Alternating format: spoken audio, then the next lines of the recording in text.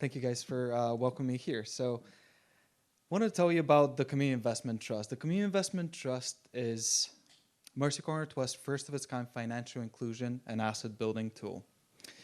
The problem was widespread. 1 in 4 people in Oregon, and I'm sure in Seattle and across the nation, live in a condition of asset poverty.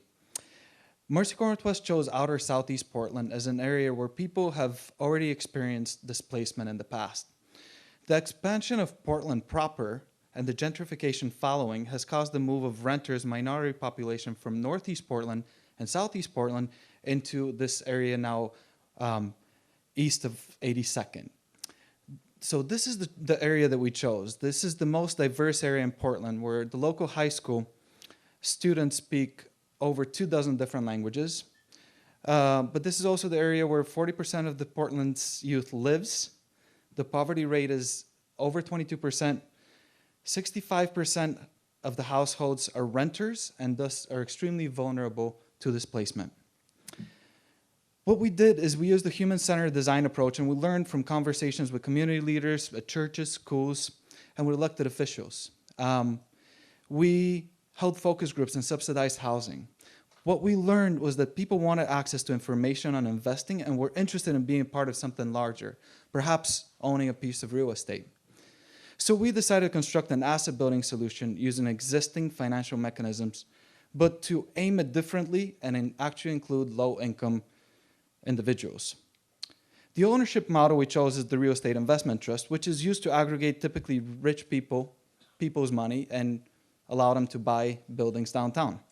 So we decided to flip that on its head, and actually, we developed our community investment trust to offer a safe, local, tangible asset building path for all at a monthly investment level between $10 and $100 a month.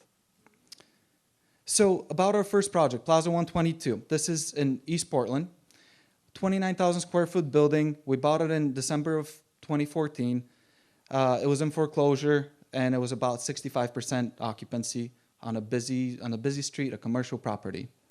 After 2 years of investing in the management and stabilization of the building, we're now at 100% occupancy. We're projecting a profit for 2017 and have 27 businesses and nonprofits that reflect the vitality and diversity of the neighborhood, such as a Latina-owned hair salon, a Somali-owned taxi cab company, or a youth gender center. So our process, we settled on a simple and tried asset building model that's been used in the past: learn, invest, profit. To learn, every eligible investor needs to complete a financial action course. We developed interactive curriculum. We translated the curriculum in 6 languages, and we stipend community leaders to facilitate the training sessions. We now, however, offer people a place to safely invest low-dollar monthly amounts directly in a place that they can see and they can touch, drive by, and visit for services. Over time, our investors tend to gain from the pay down of traditional debt, the potential increase of the property, as well as collecting an annual dividend from Plaza 122's operations. We anticipate that by investing somewhere between $10, $25, $50, or $100 a month, in the next 4 to 5 years, between 300 and 500 people in outer East Portland will buy up the available equity in Plaza 122. And we will measure 3 things. We will measure the financial success of the investor, not only how did their performance in the Plaza 122 do, but also what other financial actions did they make and decisions. We'll measure the tenant success and see whether the relationship between the neighbor and business changed due to the fact that it's tightly connected, as well as community engagement and health, and whether civically people become more engaged, start volunteering, or perhaps voting. Our project provides greater impact by creating an unsubsidized investment platform accessible to all, including small dollars investments. It offers efficiencies through a scalable model that will be shared nationally.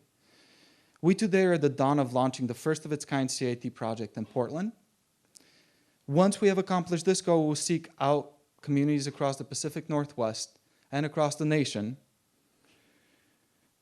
where the CIT model can be adopted by partners as a tool to preserve diversity, provide financial inclusion, and help low-income people build assets.